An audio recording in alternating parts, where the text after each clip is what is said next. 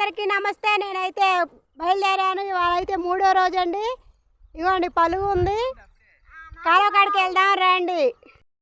Hello అండి, అందరికీ నమస్తే. నేనైతే కాలువ దగ్గరకు వచ్చేసానండి. ఇదిగో మేస్త్రి అయితే అక్కడ ఉన్నాడండి, కొలతేస్తున్నాడు. ఇగో చూడండి, ఈరోజు అంట గడ్డి కోసి కాలువ పలుగుతో వేయాలంటండి. ఇదిగో గడ్డి కోస్తున్నాను ఈరోజు అయితే.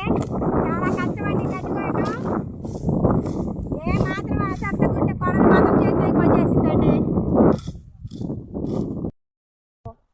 ఇవ్వండి రేగులు కూడా ఉన్నాయండి. అసలు ఎలాగో కూడా అర్థం కావట్లేదు. గుచ్చుకుంటున్నాయండి.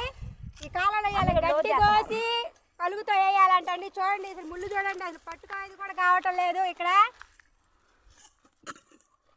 ఇక చూడండి, అసలు మామూలుగా లేవండి ముళ్ళు అయితే.